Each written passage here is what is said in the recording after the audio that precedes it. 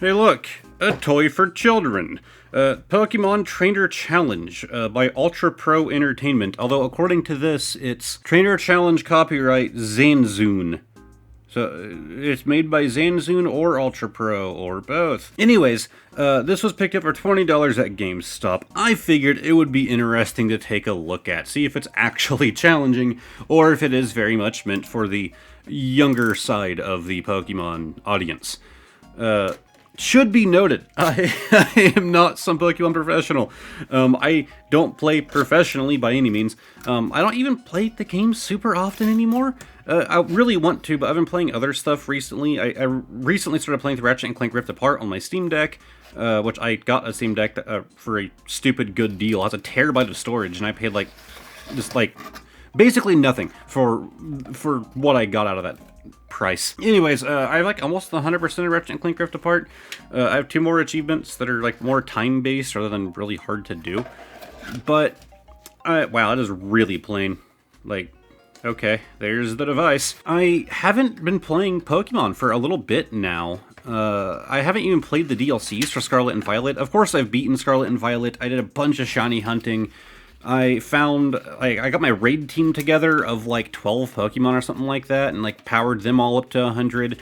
And then I started on a project to kind of redo all of that before I even fully finished the original project of now trying to get all of them as shinies, and then training them up as my raid team. And that's kind of where I stopped playing. Of course, I need a screwdriver, and it doesn't come with batteries. In fact, it even comes in the on position to really let you know it does not come with batteries. Alright, look, don't judge me for this stupid multi-tool. It was the closest screwdriver I had to me. This thing is beat, this end is just floppy now. Well, one of them on a desk there. Well, that one's actually hard to open, and the pliers themselves are broken. So you have to hold it like that and do that to use the pliers. I am a technician. I have a bunch of tools and old tools that I don't use anymore. This was from many years ago, and it just happens to be sitting in my desk next to me, and the screwdriver head is probably too big. No, okay, I can get it to work. Just a little bit of pressure. I don't want to go searching for a screwdriver. So I don't expect to be amazing at this by any means. But just kind of curious. So yeah, it does take 3 AAAs. Luckily, I am capable of reading, and I read the box and prepared 3 AAAs. God, anytime I need a AAA for something, it's just super inconvenient. Why wouldn't you just, I don't know, use AAs? Everyone has piles of AAs. I don't have AAAs laying around. These came out of the remote for my TV and the remote for my Xbox. I'm a loser, never remote for my Xbox, because dealing with the controller all the time is just kind of a pain. But put the screw back in. I think it's self-retaining, so it doesn't matter. But we're going to put it back in anyways. We're probably going to open this thing up when all is said and done, honestly. I think that'd be fun. I'll have to go get my actual screwdriver kit for that, though. Yeah, just see what makes this thing work. It's probably not much. You can see a speaker grill there, and it's really hard to see through it, but it looks like there might be a decent-sized speaker in this thing. Of course, the grill isn't really a good indication of that, but it looks like the speaker inside is taking up most of that grill. Anyways, let's turn this on. Okay. Hello, trainer. I'm gonna give you a fact and 2 Pokemon. It's up to you to guess for which Pokemon it's true. If you guess correctly, you get a point. If you don't, you get a penalty. Be careful. The game is over when you have 5 penalties. Try to give as many correct answers as possible before the end.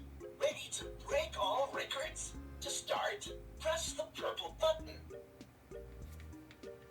Okay. Let's start. This Pokemon is a fire-type Pokemon. Is it Totodile or Cyndaquil?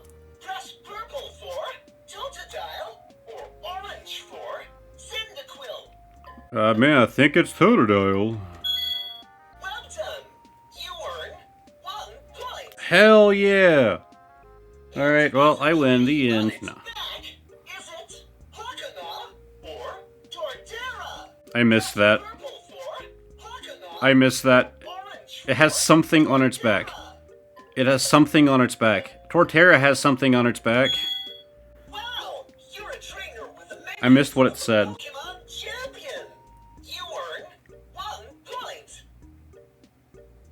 This Pokemon is a grass type Pokemon. Is it Grookey or Poplio? Press purple for Grookey. So yeah, this is definitely You earn very challenging. point. Whoa, what? Prepare for trouble and make it double. Team Rocket is here. Caution, if you give a wrong answer, you'll get 2 penalties. It evolves into Rat Boots. Is it Tepig or Score Bunny? Team Rocket is blasting off again. I'm starting to question making this video at all. This Pokemon can melt boulders with its breath. Is it Empoleon or Charizard? I don't know, Empoleon definitely uses fire. Maybe we should do all 300 questions advertised. Great trainer. It has wings. Is it Blaziken or Dartrix? Respect. Okay. Okay. Evolves into Ivysaur. Is it Cyndaquil or Bulbasaur? You can see them reusing a lot of names, and it's probably because it helps save on file size. It drums out rapid beats in battle. Is it Drizzle or Thwacky? Not bad. So yeah, it's up to Sun and Moon. Well, Sword and Shield. Trainer, the professor is challenging you. If you give the right answer, you earn 2 points. This Pokemon is the final evolution of Oshawott. Is it Empoleon or Samurott? Okay, they're actually doing same types now, so that's interesting. Getting slightly harder, I suppose. Professor would expect nothing less. Both starters, both water. 2 points. It juggles a pebble with its feet, turning it into a burning soccer ball. Is it Cinderace or Venusaur? I actually didn't know that was a pebble. That's interesting. Well done. Wow. Makes sense. You have 10 points. This Pokemon generally has a stick. Is it Prinplup or Delphox? Wow. Starting to think this is Evolves into pretty Oshawott. simple. Is it Mudkip or Oshawott? Not once again. They're doing same typing, both starters. This Pokemon has a thick shell of wood that covers its head and back. Is it What? Chespin or Combuskin? Covers its head and back, so yeah. Impressive. I did not understand it though. You'll be a great trainer.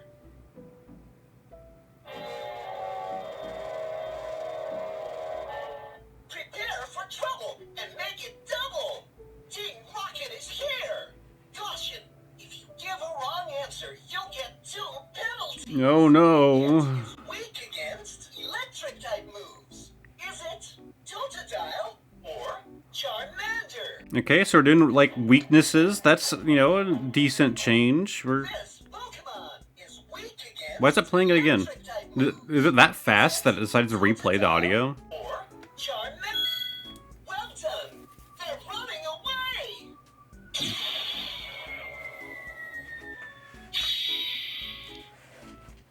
It has 2 big ears.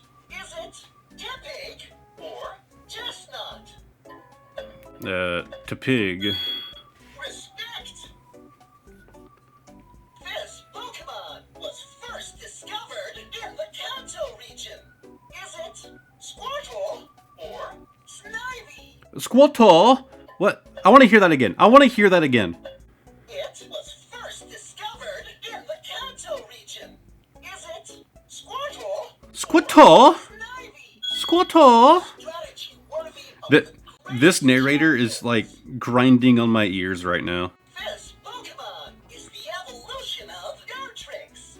Is it Decidueye or Meganium? Not bad. I'm not cutting any of this. You guys have to hear all this with me. As a nose. Is it Vixen or Embor? Did they say a snout for a nose? I think that's what it said. Well done. I should probably stop talking over it, but I'm also filming a video right now, you know? Trainer, the professor is challenging you. If you give the right answer, you earn 2 points. This Pokemon fights using its scowl chops. Is it Ilwat or Bulbasaur? Using its what?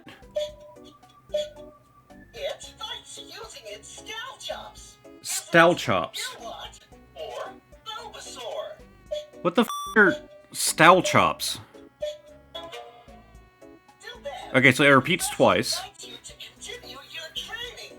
You'll do better next time. This time, you don't receive any penalty. Neat. This Pokemon evolves into Quilladin. Is it Cyndaquil or Chespin? Evolves into... I'm like falling asleep here. What? It evolves into Quilladin. Quilladin. Is it Cyndaquil? Wow, you're a trainer with I'm trying to find something currently. Pokemon champion. This Pokemon has a fin on its head. Is it Marshtomp or Typhlosion? Bravo! It was first discovered in the Kanto region. Is it Charmeleon or Quilava? Again, starters of the same type. Maybe one day you'll be a great trainer. And we're doing middle forms, a little bit harder. You have 20 points. Wow, woo. This Pokemon sometimes sees small Pokemon building their nests on its back. Is it Torterra or Chestnut? I would assume Torterra, he's a big boy, but I actually didn't know that fact at all. Respect. Here, maybe this will work. So, there we go. Trainer, you have proven that you have an incredible knowledge of Pokemon. You are worthy to pass a trial.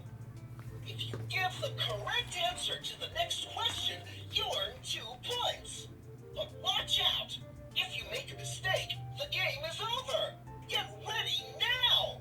It was first discovered in the Hoenn region. Is it Ruville or Pichu? Getting a bit harder. Ooh, I want to say Pichu, right? No, okay. Oh no, you Hoenn. passed this trial. What generation was that? Next time. That's Gen 2, right? The game is over. Well done. You have 21 points. It's a new record.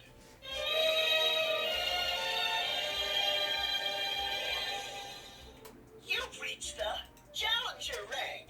Wow, your Pokemon knowledge is impressive.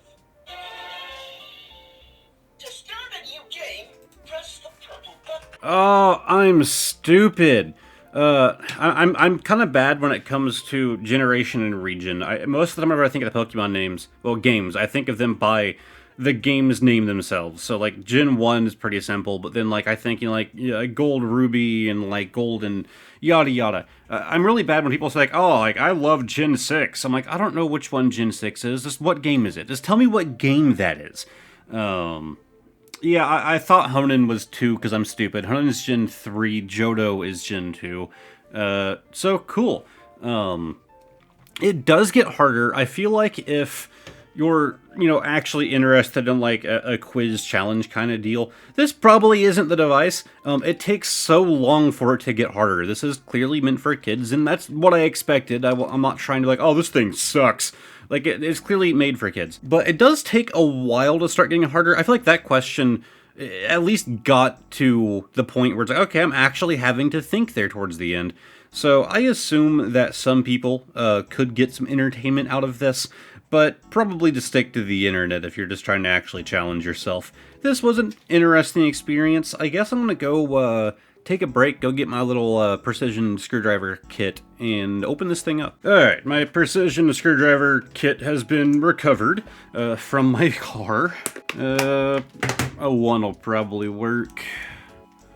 I guess we'll take the batteries out first, just you know, make sure we don't damage anything. I doubt that 3 little AAAs would be enough to actually short anything out in here.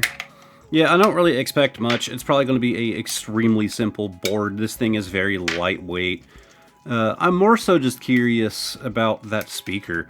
I mean, while the narrator's voice was very grating to me, the quality of the audio didn't seem horrible, and it was pretty loud for what it is. So I'm just curious about what driver they decided to put in this thing. And of course, being I'm the kind of guy that takes everything apart. It's a really bad problem of mine. Is I get an electronic and I'm like, I want to see what makes this thing function. So most of my electronics get taken apart at one point or another. Let's go and dump those screws out. Well, come on. All right, I'll have to go with the poke method. Wow, okay, that is like in there, man. It doesn't help that this is like partially magnetic. The magnet's really weak because I haven't like put it in the magnetizer. All right, so why are there 4? Oh, that's interesting. Okay, so more depth to this than I thought. If you look at these buttons right here, you're actually pressing down on 2 of these when you do it. So it's lined up like that, right? I'm trying to make sure I'm in frame here. And you're actually pressing on either of those, and then the LED is in the center, and that's what makes it light up. That's kind of interesting, honestly. So that's also why it explains why it took so much force to press the buttons down. They didn't press down really easy. It's because you're trying to force down 2 rubber domes at the same time, and not just one. So that makes it take a little bit more force, but at the same time, if you're like a kid, you know, like this is a larger button, right? You might just press it from one side instead of the other. And as long as you press down on one of the 2, it's still going to function. I want to say that's an abnormal use. We see things like that. I mentioned I'm a technician. I work in an arcade, and there are some of our games where the button will be huge, right? It's trying to like make a big point, like, oh, this is like a giant claw machine or something, or what's one example? Pop the Lock uses a standard one, even though the button's large. Show us quick drop. Okay, I can't think right now. But you'll actually have like 2 switches on some. Some we've seen 4. There's 4 micro switches across each end. So no matter how they press the button down, as long as those buttons aren't broken, it clicks one and that functions. Same premise here, but because of the rubber domes, it does take a little bit more force to actuate them when you're doing that many at once. We definitely have some Asian writing of some sort. I'm not good at my differences between Asian languages based on view. That whole thing is just our battery compartment. So let's take these out. You just have some standard wires being ran across. Right here is where your speaker wires come out. So you have your negative and positive. Do they glue? They glued the cables together. That's an interesting choice. Why are they like that? They gotta separated them. I don't know why they would do that. Or did they like melt? Like, are those wires getting hot? No, that's definitely some sort of glue or maybe just like flux. But they're not melting together. I want to assume so for a speaker wire. So yeah, extremely simple. So right here is your on-off switch, just kind of rolling around in here. If I can get it out. Yeah, there's the on-off switch, pretty simple. It has a hole in the shaft right there. Because it goes over this. And so what you're actually doing is just turning this switch on and off. It has a letter B handwritten on it for some reason. And then here is our speaker, the part I'm actually interested in. And it does appear to be a pretty large driver on this thing. So just take out these 2 screws. I'm the kind of guy where if I had the free time, I would legitimately consider starting a YouTube channel just to take things apart, not even as like a tutorial, but kind of like how this channel is just for like, you know, kind of casual chill viewing, of just, hey, let's just strip these things down. Hey, that's neat. Let's put it back together now. Okay, very simple, I'll say that. But it's a speaker. It doesn't have to be complicated. It's an interesting, vibrant, okay, I'm trying not to break the wires there. Interesting, vibrant green. You know, there's like a plastic here, not really anything fancy. Yeah, that is a speaker, that's for certain. There's our driver there on the back end. So yeah, not complicated, not a crazy driver, but I'm just surprised at the size of the thing for it being in this little kid's toy. There are 2 little spikes in the center of that, and I don't know if that means that this has to go back in a certain way. It doesn't seem like it. Alright, I'm gonna put this thing back together. Just noticed something interesting I didn't before. On this front shell, there is actually a screw right here, and I think if we take that out, it might release. It does. There is the front Pokeball, the little blue piece. Really simple, it seems. It's 3 different pieces. Yeah, 3 different pieces. You have this black Pokeball outline here. Then you have the little red bit and the white, because it is just, white plastic. They could just build it as a part of the front. So, pretty simple, but yeah, it's kind of interesting. Figured I'd just point that out. Now let's put that screw back in and finish putting this thing together. I forget which color was supposed to be which side. LED-Y, LED-G. So is that like yellow and green? That doesn't really help me. I'm pretty sure purple went in this one. Ah, they coded it. Look at that. They prevent you from putting them in wrong. These 2 tabs are pretty much straight up and down, while that one has, it's a bit more curved over. Some controllers and stuff do similar. I know especially back in the day, like the old NES controllers and stuff, they would kind of cut these buttons to where only the correct button could go in the slot. You couldn't accidentally put the wrong button in a certain hole. I have a fight stick that works similarly as well. Why is the blue part pulled up there? What's happening? Did I do something wrong to this? It looks fine to me. I feel like I'm doing something wrong now. Okay, there we go. It just didn't like snap together well. Okay. So yeah, I guess my original opinion still stands. If you're a collector, sure, I suppose you could pick this up. I don't really know if it's going to be valuable at all, but I suppose you could, or if you have like a young child, or if you are a young child, perhaps it's worthwhile, or maybe if you just really want to challenge yourself and see if you can get through. I'm assuming you're able to get through all 300 questions, right? Because it says that the 300 questions on this thing. If you could get through all 300 without failing, that could be interesting. I don't have the patience to go trying something like that. That would be very time consuming. But yeah, this thing's pretty simple. It kind of makes me want to get my hands on more of these like weird Pokemon electronics. Like I have a Pokédex. I don't remember what generation it's for, but I do have a Pokédex. Kind of makes me want to go pick up some more of these things just to kind of see what makes them tick, take them apart, but it's not really different than doing any other electronic, really. Yeah, now that I know about the 2 domes, that feels a lot more obvious. That's what's happening, is that you're 2 different rubber domes that you're pressing on. Or you can do the whole thing, which of course takes a bit more force than I originally expected. But that is the video of the thing that can only stand by itself if you hold it upside down. So if you really want to get this thing, I suggest getting yourself a Fallout controller holder and then putting this in it. Congratulations, you can do Pokemon Challenge. Thank you guys for watching. There's going to be a playlist on screen of all of my videos, and I don't know which one I'm going to link this time. It's going to be a random video also on screen. Thank you guys for watching. I know this was a very weird one, and probably an oddly long one, but we'll be back to normal stuff after this. Goodbye for now.